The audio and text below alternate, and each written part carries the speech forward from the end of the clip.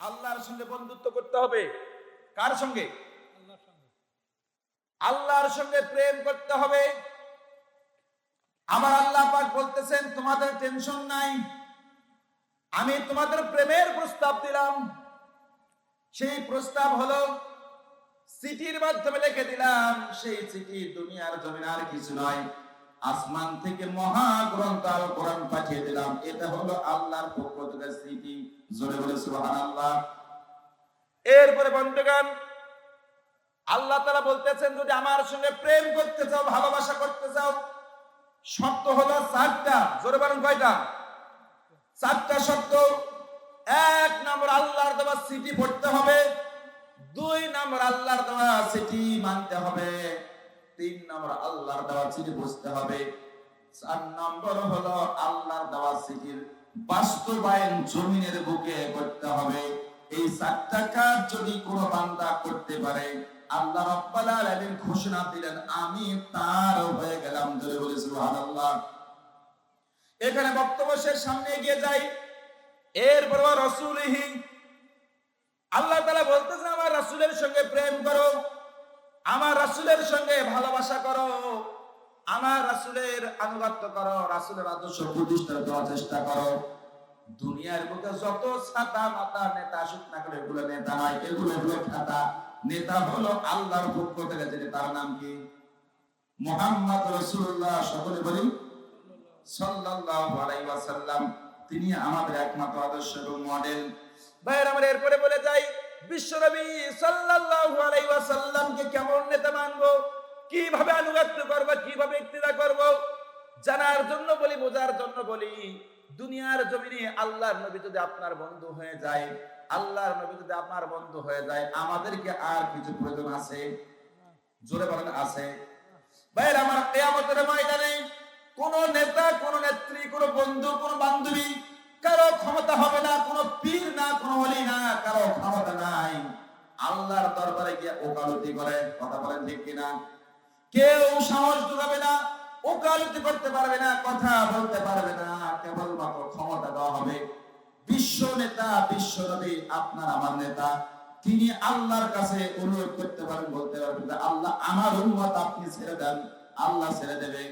এই জন্য বন্ধুগণ, সেই নেতাকে অনুসরণ করতে হবে।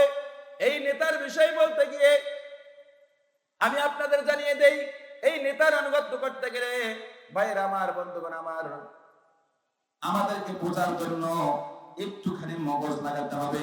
মায়েরা ভাবতেছে আমাদের ওয়াজ মনে হয় শেষ না, আপনাদের ওয়াজ শেষ হয় নাই, সামনে আরো আছে।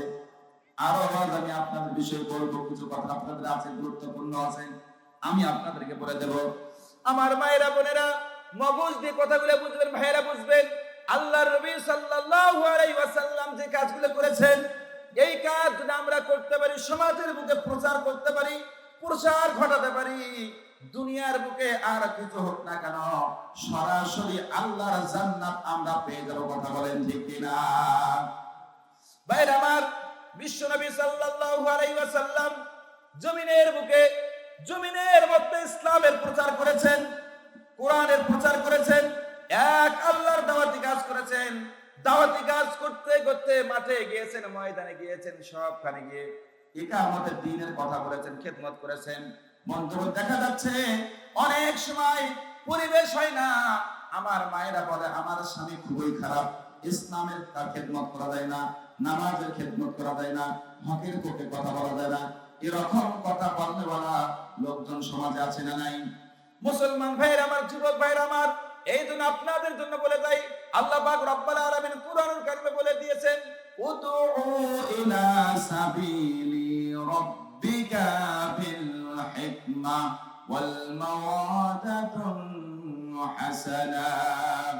আল্লাহ পাক বললেন তোমাদের উত্তম কৌশল অবলম্বন করতে হবে, তোমাদের উত্তম ভাবে তোমাদের বিষয়টা ক্লিয়ার করতে হবে। কিভাবে ক্লিয়ার করবেন আমার ভাইয়েরা? কিভাবে ক্লিয়ার করবো আমার যুবক ভাইয়েরা? আল্লাহর নবীকে কতটা ভালোবাসতে হয়, কতটা মহব্বত করতে হয়, এই বিষয়টা জানার জন্য আল্লাহ পাক রব্বুল আলামিন কুরআনুল কারীমের মধ্যে বলে দিয়েছেন, জানিয়ে দিয়েছেন। আমরা এক আল্লাহর গোলামি করি এবং আমাদের নেতার আনুগত্য করি, নেতাকে আমরা ফলো করে আমরা মেইনটেইন করি।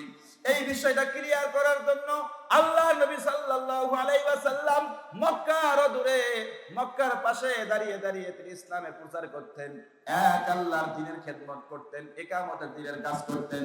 বিশ্ব নবী সাল্লাল্লাহু আলাইহি ওয়াসাল্লাম সত্য প্রচার করার কারণে সমাজের লোকজন তাকে দাঁড়াইতে দেয় নাই, কথা বলতে দেয় নাই, তাকে দেশ থেকে তাড়িয়ে দিয়েছে, দেশান্তর করেছে, অত্যাচার করেছে, জুলুম করেছে। এই জুলুম অত্যাচার শেষ হওয়ার পরে আল্লাহ নবী মক্কা বিজয় করেছেন, একটা সুন্দর সমাজ, সোনালী সমাজ কায়েম করেছেন। কথা বলেন ঠিক কিনা? বন্ধুগণের পরে বিশ্ব নবী সাল্লাল্লাহু আলাইহি ওয়াসাল্লাম মক্কা নগরীর পাশে ছোট্ট একটা কুঁড়ে ঘর তুলে, ডেরা ঘর তুলে এক আল্লাহর দাওয়াত দিয়েছেন, খিদমত করেছেন, দ্বীনের ইকামতে দ্বীনের কাজ করেছেন।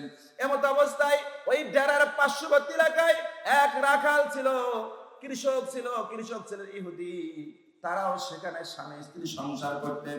ইহুদি মাঠে ময়দানে কাজ করতেন, স্বামী স্ত্রীর মধ্যে সম্পর্ক ভালো ছিল, মহব্বত ছিল, ভালো ছিল, সব কিছু প্রেম প্রীতি ভালো ছিল। বিশ্ব নবী সাল্লাল্লাহু আলাইহি ওয়াসাল্লাম পাশাপাশি বসে বসে কোরআনের খেদমত করে, ইসলামের খেদমত করে, দাওয়াতি কাজ চালিয়ে যায়। ইহুদি কৃষক মাঠে ময়দানে কাজ করতে সকালবেলা বেরিয়ে যায়, সন্ধ্যাবেলা বাড়ির মধ্যে ফিরে আসে। স্বামী বাড়িতে থাকে না, ইহুদির স্ত্রী পার্শ্ববর্তী কুঁড়ে ঘরে আল্লাহ নবীর কোরআন তেলাওয়াত শোনার জন্য যায়, সেখানে গিয়ে হাজিরা দেয়। বন্ধুগণ, একদিন, দুই দিন, তিন দিন ইহুদি বাহিরে কাজ করার জন্য যায়, আর তার স্ত্রী বাড়ির মধ্য থেকে যখনই তার স্বামী বাহিরে যায়, ইহুদির স্ত্রী আল্লাহ নবীর কাছে গিয়ে কোরআন তেলাওয়াত শুনে। একদিন, দুই দিন, তিন দিন শুনতে শুনতে একদিন আল্লাহ নবীর কাছে গিয়ে কদম মুবারকে হাত রেখে বলতেছেন, ইয়া রাসূলুল্লাহ, ইয়া হাবিবাল্লাহ, জনগণ আপনারা পাগল বলে, জাদুঘর বলে, জনগণ আপনাদের ধিক্কার দেয়, গালি দেয়, কিন্তু আমি বুঝতে পেরেছি আপনি সাধারণ কোনো মানুষ নয়, আপনি আল্লাহর নবী। জোরে বলে সুবহানাল্লাহ। কি বলতে চাও? বিশ্বনবী বলে, কি বলতে চাও? এই মহিলা তখন বলতেছে, আমি আপনার কাছে হাত রেখে বায়াত গ্রহণ করে মুসলমান হতে চাই, আমি ইসলাম ধর্ম গ্রহণ করে শান্তির ধর্মের মধ্যে থাকতে চাই। আল্লাহ নবী বললেন, তোমাকে মুসলমান হতে হবে, কালেমা পড়তে হবে। এবার বিশ্বনবী বলতেছেন কালেমা পড়তে হবে। মহিলা বললেন, জলদি করে কালেমা পড়ে মুসলমান বানায় দেন। সঙ্গে সঙ্গে আল্লাহর নবী সাল্লাল্লাহু আলাইহি ওয়াসাল্লাম এই মহিলাকে কালেমা তয়্যিবা পড়ান, লা ইলাহা ইল্লাল্লাহু মুহাম্মাদুর রাসূলুল্লাহ সাল্লাল্লাহু আলাইহি ওয়াসাল্লাম। মহিলা কালেমা পড়ে মুসলমান হলেন, কিন্তু তার স্বামী ছিলেন ইহুদি, মুসলমানদেরকে দেখতে পারেন না, আল্লাহর নবীকে ভালোবাসেন না, সহ্য করেন না। এবার বন্ধুগণ, মহিলা তখন কালেমা পড়েছেন, ইহুদির স্ত্রী কালেমা পড়ে মুসলমান হয়েছেন। এবার স্বামীকে মুসলমান বানানোর পালা। কিভাবে বানাবেন? কৌশল অবলম্বন করার কথা আল্লাহ বলেছেন, উদউ ইলা সাবিলি রাব্বিকা বিল হিকমা। আল্লাহ তাআলা বলতেছে উত্তম কৌশল অবলম্বন করো। মারামারি নয়, ঝগড়া নয়, লাঠিয়ালগিরি নয়, কিছুই লাগবে না। কৌশল অবলম্বন করো, হিকমত অবলম্বন করো। এই মহিলা তোমার হিকমত অবলম্বন করে স্বামীর সেবা বাড়িয়ে দিলেন। আগে যেমনটা ছিল তার চেয়ে মিটারটা বাড়ায় দিয়েছেন, ভালোবাসা বৃদ্ধি করে দিয়েছেন। বন্ধুগণ, কৃষক যখন ইহুদি যখন মাঠ থেকে কাজ শেষ করে বাড়ির মধ্যে আসে, আসার পর ইহুদি যখন বাড়ির মধ্যে আসে, স্ত্রী তখন তাকে ওযু করায় দেন, তাকে গোসল করায় দেন, খাবার সামনে গিয়ে দেন, সেবা যত্ন বাড়িয়ে দিয়েছে। সেবার মিটার বাড়ানোর কারণে ইহুদি বুঝতে পেরেছে আমার স্ত্রী আগের চাইতে অনেক অনেক গুণে ভালো হয়েছে। জোরে বলে আল্লাহু আকবার। এবার স্বামী খুশি হয়ে বলতেছে, স্ত্রী তুমি আমার কাছে কি চাও বলে বলো, তুমি আমার কাছে যাহা চাইবা আমি খুশি হয়ে তোমার জন্য সেটাই জমিনের বুকে করব। স্ত্রী বলতেছেন, প্রাণের স্বামী আমার কিছুই লাগবে না, তবে আমার একটা ব্যথা রয়েছে। সেই ব্যথা হলো আমাদের পার্শ্ববর্তী এলাকায় ডেরা ঘর তুলে, কুড়ে ঘর তুলে একটা পাগল এসেছে। ওই পাগলটা ওখানে বসে বসে কি যেন পড়ে, আমার ভালো লাগে না, বিরক্ত লাগে। আমি তখনই খুশি হব যখন আপনি এই পাগলকে তাড়িয়ে দেবেন এলাকা থেকে, তখন আমি খুশি হব। এর আগে আমি আপনার স্ত্রী কখনোই খুশি হব না। স্বামী বলতেছে, তাই নাকি? বলে হ্যাঁ। এবার স্বামী তখন একটা লাঙ্গা তরবারি হাতের মধ্যে নিলেন, অস্ত্র হাতের মধ্যে নিলেন, অস্ত্র নিয়ে দৌড়াচ্ছে। ওই বিশ্ব নবীকে তাড়ানোর জন্য, পাগলকে তাড়ানোর জন্য এবার দৌড় দিয়ে গিয়েছেন। যাওয়ার পর লক্ষ্য করলেন আল্লাহর নবী, বিশ্ব নবী মধুর কণ্ঠে কোরআন তেলাওয়াত করতেছেন, ইয়াসিন ওয়াল কুরআনিল হাকিম ইন্নাকা লামিনাল মুরসালিন। সূরাতুল ইয়াসিন তেলাওয়াত করতেছে, সূরা ইয়াসিন তেলাওয়াত করতেছে। ইহুদি কৃষক তখন কাছাকাছি গিয়েছেন, হাজির হয়ে দাঁড়িয়ে আছে। এত সুন্দর কণ্ঠ, এত সুন্দর তেলাওয়াত আর কখনো শোনেন নাই, দেখেন নাই, কানের মধ্যে এত সুন্দর আওয়াজ কখনো আসে নাই। থমকে দাঁড়িয়ে গেলেন। সকাল থেকে শুরু করে দুপুর পর্যন্ত আল্লাহর নবীর তেলাওয়াত শোনাচ্ছেন মজা করে। জোরে বলেন কি করে? মজা করে তেলাওয়াত শুনেছেন। তেলাওয়াত শোনার পর বিকাল বেলা ফেরত এসে মুখখানা মলিন করে, এবার স্ত্রী বুঝতে পেরেছে আমার স্বামী যে ওয়াদা করে গিয়েছে, ওয়াদা বাস্তবায়ন করতে পারে নাই। স্ত্রী খুশি না বেজার? জোরে বলতে হবে, খুশি না বেজার? স্ত্রী খুশি হয়েছেন। এবার স্বামীকে বলতে, স্বামী রাগ করো না, মন খারাপ করো না, আজকে পারো না, কি হবে, আগামীকাল যাবে, আগামীকাল আবার যাবে, ওই পাগলকে তাড়াবে। এবার রাত্রি শেষ হয়ে গেল, সকালবেলা আবার পরের দিন ইহুদি অস্ত্র নিয়েছেন, পাগলকে তাড়াবে, আল্লাহর নবীকে তাড়াবে।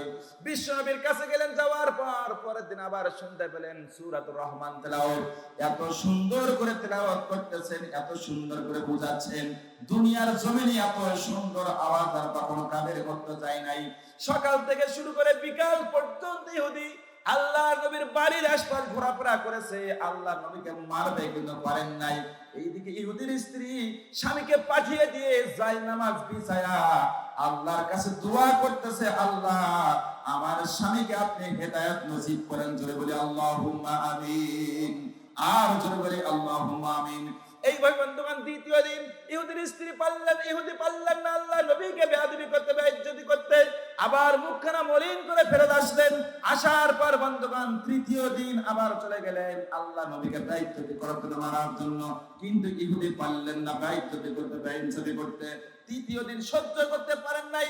কোরআন তেলাওয়াত শুনতে শুনতে, সূরা মুলুক তেলাওয়াত শুনতে শুনতে যখন বিকাল ঘনিয়ে আসলো, ইহুদি নিজেকে কন্ট্রোল করতে না পেরে বুড়া হয়ে জড়সড় হয়ে আল্লাহর নবীর কদম মুবারকে পড়ে গেলেন। জোরে বলি সুবহানাল্লাহ। আর আল্লাহু আকবার, জড় হয়ে পড়ে গেলেন। ভাইয়ের আমার, এরপরে আল্লাহর নবী সাল্লাল্লাহু আলাইহি ওয়াসাল্লাম বলতে, ইহুদি কি চাও, কেন এসেছো, কি বলতে চাও? ইহুদি বলতেছে, ইয়া রাসূলুল্লাহ, স্ত্রীর কাছে ওয়াদা করে এসেছে আপনাকে মারবো, আপনার সঙ্গে বেইজ্জতি করব, আপনাকে তাড়াবো। 3 দিন দাঁড়িয়ে দাঁড়িয়ে তেলাওয়াত শুনেছি, ভালো লেগেছে, মজা লেগেছে। আপনি সাধারণ কোনো মানুষ না, আপনি আল্লাহর পক্ষে নবুয়ত প্রাপ্ত নবী হবেন। আমি আপনার কাছে বায়াত গ্রহণ করতে চাই, আমি মুসলমান হতে চাই। জোরে বলে সুবহানাল্লাহ। আল্লাহর নবী বললেন, এই মুহূর্তে তোমাকে কালেমা পড়তে হবে। আল্লাহর নবী বললেন কালেমা পড়তে হবে। ইহুদি বললেন, এক মুহূর্ত দেরি করতে চাই না, এই মুহূর্তে আমাকে কালেমা পড়ায় দেন, কালেমা পড়ায় দেন।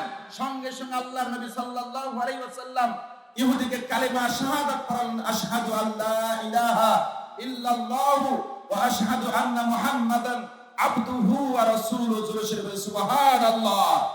আর জোরে বলি সুবহানাল্লাহ। এরপরে বন্ধুগণ, ইহুদি তখন কালেমা পড়ে মুসলমান হয়ে বাড়িতে গেলেন খুশি মনে। কি মনে? খুশি মনে বাড়িতে গেলেন। এবার তার স্ত্রী বাড়ি থেকে দূর থেকে তাকিয়ে দেখছেন, স্বামী মা হাসতেছে, মনের মধ্যে ভয়, বেইজ্জতি করলো কিনা। এবার স্ত্রীর কাছাকাছি গিয়ে বললেন, স্ত্রী বলতেছে, স্বামী আপনি বেইজ্জতি করলেন কিনা, ওই পাগলকে তাড়িয়ে দিয়েছেন কিনা। এরপরে বলার পর ইহুদি বলতেছেন, বিবি গো মনোযোগ দিয়ে শোনো, আমি ওই পাগলকে তাড়ানোর জন্য গেলাম, মারার জন্য গেলাম, কিন্তু আমি তার কাছে খুন হয়ে গেছি, নিজেকে কন্ট্রোল করতে পারি নাই, নিজেকে ঠিক রাখতে পারি নাই। আমি এই পাগল তাড়াইতে গিয়ে নিজে পাগল হয়ে গেলাম। আমি তার হাতে হাত রেখে বায়াত গ্রহণ করেছি, মুসলমান হয়েছি। ও বিবি, তোমারে জানিয়ে দেই, চলো চলো, জলদি করে চলো, তুমিও আমার সঙ্গে চলো, দুজন মিলে কালেমা পড়ে মুসলমান হয়ে যাই। স্ত্রী বলতেন, স্বামী টেনশনের কোনো কারণ নাই, ভয়ের কোনো কারণ নাই। আপনি আজকে আমাকে যে দাওয়াত দিচ্ছেন এই কাজ আমি অনেক আগে সেরে নিয়েছি, যদি বলি সুবহানাল্লাহ। আমি আগে মুসলমান হয়েছি, এজন্য যুবক ভাইয়েরা আমার, মুসলমান ভাইয়েরা আমার, মুসলমান হওয়া লাগবে। আমার মায়েরা মুসলমান হওয়া লাগবে। আপনারা মনে করেন, আপনারা অনেক অংশে বলেন, মহিলারা বলে দেয়, হুজুর আমরা তো ইসলামের পথে চলতে চাই, কালেমার পথে চলতে চাই, ইকামতের দিনের পড়তে চাই, কিন্তু আবার স্বামী ভালো না, তাদেরকে বুঝাইতে পারি না কেমনে কি করি। আমি আমার মায়েদের বলবো, মা, ও মা, আপনার স্বামী খারাপ, হ্যাঁ বুঝলাম, কিন্তু ফেরাউনের চাইতে কিন্তু আপনার স্বামী খারাপ নয়। ফেরাউনের সংসার করিয়েছে আসিয়া, ফেরাউনের সংসার করে ইমানের হেফাজত করেছেন, সতীত্বের হেফাজত করেছেন, কালেমার হেফাজত করেছেন, আল্লাহর জমিনে দ্বীন কায়েমের জন্য কাজ করেছেন। কথা বলেন ঠিক কিনা?